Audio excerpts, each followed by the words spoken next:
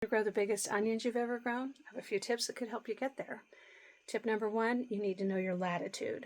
Should you be growing long day, short day, or intermediate day onions? It could be the opposite of your first instinct. The length of day is what tells the onion that it's time to start forming a bulb. Now here at this latitude in Montana and around the globe at this latitude, we need to be growing long day onions. And if you're growing a long day onion but at a short day latitude, the onion might never get the message that it's time to make a bulb, or if it does, it could be so late in the season that it's not going to achieve its full potential. Tip number two, should you grow seeds, seedlings, or sets? Seeds, obviously, you buy the seed, you can put it right in the ground if you've got a long enough season, or you can start them indoors early like I normally do. Seedlings are just like this little guy, kind of looks like a green onion. You buy it at your local nursery, but it's not a green onion, it's a baby onion.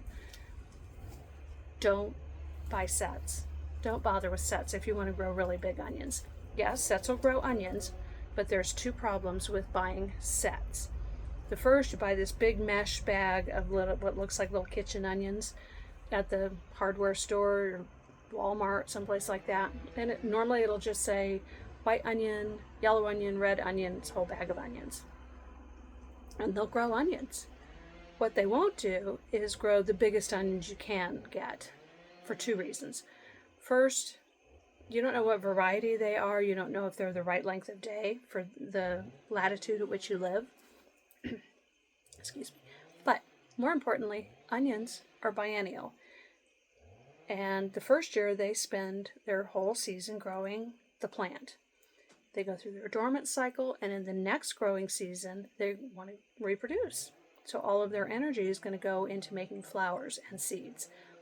When you buy a set, you're buying, even if it's supposed to be a large onion, but the one you plant is only this big, it's been in a dormant cycle now, and when it grows this next time, it's going to want to go to seed. Now, probably 100% of them won't go to seed, but most of them are going to want to, unless you're harvesting them too early for that. So don't bother with sets. Here's another tip, and this one really surprised me. In my ignorance, I had no idea, but I've since learned it. Well, I always thought of an onion as being something that grew under the ground, right? There's my soil layer, and I figured my onion was under here. It's not how it's supposed to grow. Onions are not a root vegetable. When you're eating an onion, what you're eating is the fleshy base layer, the lowest layer of the leaves, just like the fleshy stem part of a romaine lettuce or something like that. It's usually there's the soft leaves at the top and the thicker fleshy part at the bottom. Onions grow the same way. So what you want to do when you're growing onions, if you think of the onion as an orb, you want to make sure that the soil of the onion is no greater than the equator of the onion. And if it's getting there, the way to solve that is called spooning. So you're going to pull the soil around away from the onion, keeping the very bottom portion of it in the soil so it's stable and the roots are in good shape and everything. But you want to pull that soil away so that there's plenty of room for the onion to expand as those thick fleshy leaves, which are your onion rings, that they've got plenty of room and they're not being pressed on them by the soil. The second part of that is that it also helps that papery layer dry and protect the onion. The last tip is to do haircuts, just a few. You don't need to do a ton.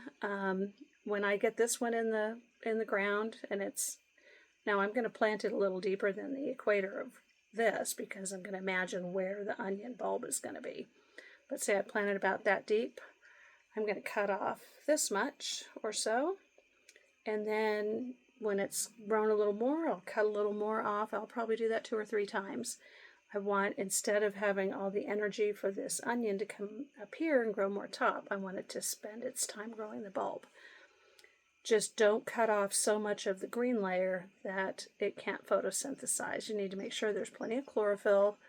Just remember your biology class or your botany class. Make sure there's plenty of chlorophyll to feed the onion so that it can grow. So just remember your latitude, seeds or seedlings, don't bury them too deep, and give them a few haircuts, and you'll get bigger onions than ever.